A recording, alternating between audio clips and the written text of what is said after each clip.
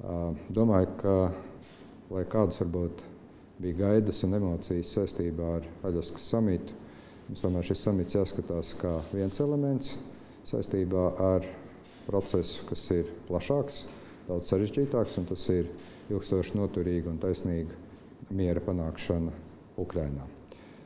Mēs redzam, ka šajās diskusijās, kas bija starp ASV prezidentu un Vladimiru Putinu, mēs redzam, ka šajās diskusijās diezgan daudz tika runāts par to, kādi varētu būt nākamie soļi saistībā ar politisko noregulējumu. Mēs redzam arī to, ka šobrīd, diemžēl, lēmums par pamieru nav. Diemžēl Krievija turpina savu agresiju pret Ukrainu, bet kas ir ļoti būtiski, un to mēs arī augstu novērtējam, ka ASV administrācija, ASV prezidents ļoti plaši konsultējās gan ar Eiropas līderiem, gan ar Ukrainas prezidentu Volodimiru Zelenski. Mēs runājam par tālākiem soļiem. Tiek runāts par to, ka ja tiek panākta plašāka vienošanās un tiek noslēgts mierlīgums, tad tam ir arī nopietnas garantijas, militāras garantijas, kur nav izslēgta arī ASV puses iesaisti.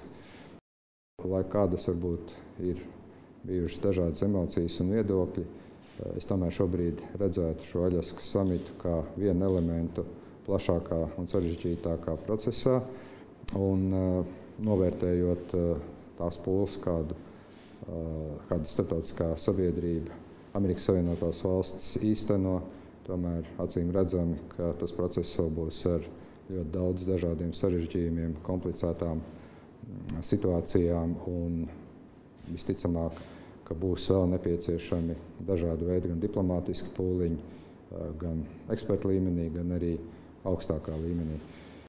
Mēs turpināsim neapšaubāmi kā valsts atbalstīt Ukrainu, gan Eiropas Savienības, gan NATO ietvaros, starptautisko tiesību principus, gan darbā, kas mums ir mūsu reģionālajā grupā, Ziemeļbaltijas valstu līmenī, Eiropas Savienības NATO ietvaros.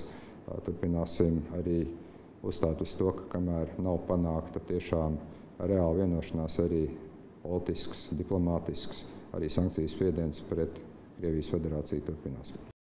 Ir svarīgi, ka tiešām sarunas par Ukrainu notiek ar Ukrainu, nevis, teiksim, bez Ukrainas dalības. Un tas ir tas, ko mēs redzam tūliņ pēc Aļaskas samita. Prezidents Trumps brīfēja telefoniski Ukrainas prezidentu, runāja ar viņu, vienojās par tālākiem soļiem. Tas pats ir arī noticis ar Eiropas līderiem.